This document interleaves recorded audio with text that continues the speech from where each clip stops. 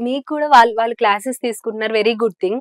కానీ మీకెలా ఈజీగా ఉండేదా? అటువైపు ప్రాక్టీస్ చేసొచ్చి, మళ్ళీ ఇక్కడ క్లాసెస్ విని, ఎగ్జామ్స్ రాస్తూ అందులో ఏమి ఈజీ థింగ్ కాదు. అది కూడా చాలా కష్టపడి విన్నింగ్ లెవెల్‌లోనే కంపల్సరీ వెళ్ళిన ప్రతి చోట మీరు విన్ అయ్యే వచ్చారు. సో, ఇబ్బంది అనిపించలేదా ఎప్పుడు?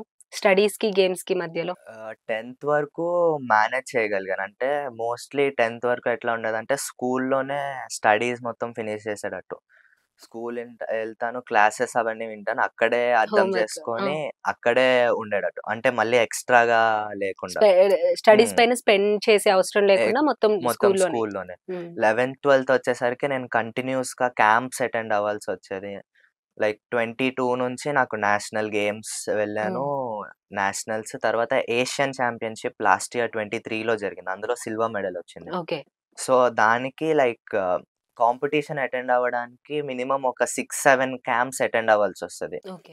Each one duration 20 days minimum ఉంటది. హ్మ్. లైక్ ఈజీగా కంటిన్యూయస్‌గా క్లాసెస్ పోతా ఉండేది. 11థ్, హ్మ్. 12థ్ మొత్తం అట్లానే అయ్యేది. ఓకే. అప్పుడు చాలా కష్టం అనిపించింది. 11థ్ బోర్డ్ ఎగ్జామ్స్ లేదు కాబట్టి కొంచెం ఎట్లా అయినా హ్మ్.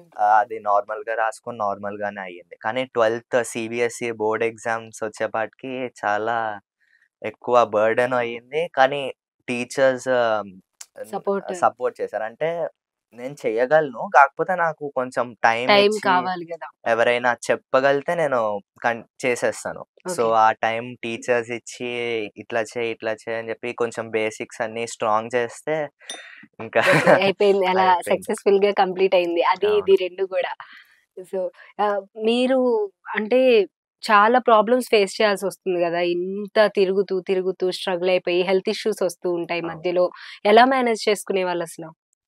కంటిన్యూయస్ జర్నీస్ ఉంటాయి. హ్మ్. లైక్ మా ఫుడ్ ప్రాబ్లమ్స్ ఫుడ్ ఉంటాయి. ప్రాబ్లమ్స్ డిఫరెంట్ ఉంటాయి. ప్లేసెస్‌కెళ్ళినప్పుడు అక్కడ మన అవును. ఫుడ్ దొరకదు.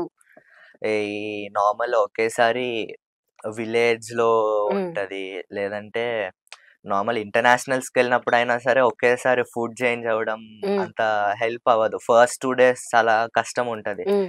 తర్వాత తర్వాత కొంచెం మేనేజ్ చేయడం అంతా. మళ్ళీ క్యాంప్స్ అప్పుడు ట్రైనింగ్ ఓవర్ అయ్యి లాస్ట్ డేస్ కొంచెం బాగా వీక్ అనిపిస్తా ఉంటది.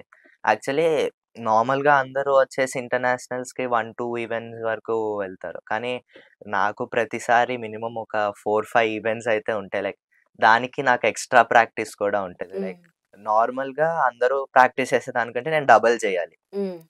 ఇంకా మల్టీ క్యాంప్స్ టాస్క్స్ కూడా ఉన్నాయి అవును. దాంట్లో. హ్మ్. మళ్ళీ ఇంకా క్యాంప్స్‌లో వాళ్ళు బాగా ఆహ్, కంటిన్యూస్‌గా చేపిస్తా ఉంటారు. ఓకే. అంటే హార్డ్ వర్క్ ఉంటుంది బాగా. స్టార్టింగ్ అంతా బానే ఉంటది. లాస్ట్ డేస్ వచ్చేపాటికి సినిమా చాలా కనిపిస్తది. అంతేనా? ప్రతిసారి క్యాంప్‌కెళ్ళొచ్చేపాటికి ఇంకా బక్కగవుతున్నావు, ఇంకా బక్కగవుతున్నావు అంటారు. హ్మ్. సో, అయితే ఇప్పుడు ఒకవైపు క్లాసెస్‌కెళ్ళడానికే టైం లేదు. కానీ నీ ఏజ్ పిల్లలు జనరల్‌గా కొంచెం మూవీస్‌కెళ్దాం, ఫ్రెండ్స్‌తో ఎంజాయ్ చేద్దాం, సరదాగా ఆడుకుందాం అలా అనుకుంటారు కదా! అంత టైం ఉంటుందా? ఎప్పుడైనా మూవీస్‌కైనా వెళ్తూ ఉంటావా అట్‌లీస్ట్?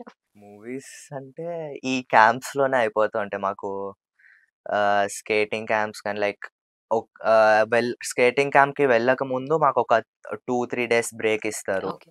అది జరిగేటప్పుడు ఒక సండే బ్రేక్ ఇస్తారు. ఆ టైంలో కొంచెం రిలాక్స్ అయ్యి ఈవినింగ్ టైమ్ వాళ్ళతోనే కొంచెం మాల్ దాకా ఎళ్లి ఏదైనా అప్పుడు మూవీ ఉంటే చూసి రావడం తప్ప ఫ్రెండ్స్‌తో స్పెషల్‌గా అట్లా బయట వెళ్ళడానికైతే స్కూల్ ఫ్రెండ్స్ వాళ్ళందరితో అయితే చాలా తక్కువ. ఓకే.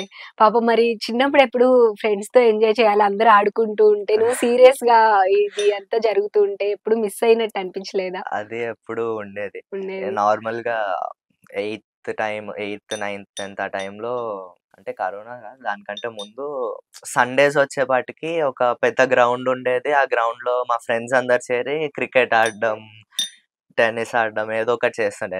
నాకు మాత్రం సండే స్పెషల్ క్లాసెస్ స్కేటింగ్ రింగ్‌లో అయిపోయేది. ఓకే. అట్లా ప్రతిసారి ఏదైనా ఎప్పుడైనా ఒకసారి అడిగి రిక్వెస్ట్ చేసి ఒకసారి ఎళ్తానని చెప్పి అట్లా అనడం తప్ప ప్రతిసారి అది మిస్ అవుతాననిపిస్తది. ఓకే. కానీ ఆ ప్రాక్టీస్ అదంతా ఇప్పుడు వర్త్ ఇట్. ఆ! సక్సెస్‌లో తెలుస్తూ ఉంటుంది. అంత అవును. హార్డ్ వర్క్ చేసింది వృధాగా అయితే పోలేదు. అవును. కానీ మీ ఫ్రెండ్స్ ఎప్పుడు మేము గూడా ఒకసారి వచ్చి స్కేటింగ్ చేస్తాము అని ఇంట్రెస్ట్ చూపిచ్చరా? ఆ! వాళ్ళందరూ చూపిస్తారు. అంటే ఒకళ్ళిద్దరు జాయిన్ అవ్వడం, కొన్ని రోజులు చేయడం, తర్వాత అంత ఆపేయడం కూడా సీరియస్‌గా జరిగింది. ఎవరు సీరియస్‌గా తీసుకోలేదు. లేదు. ఓకే.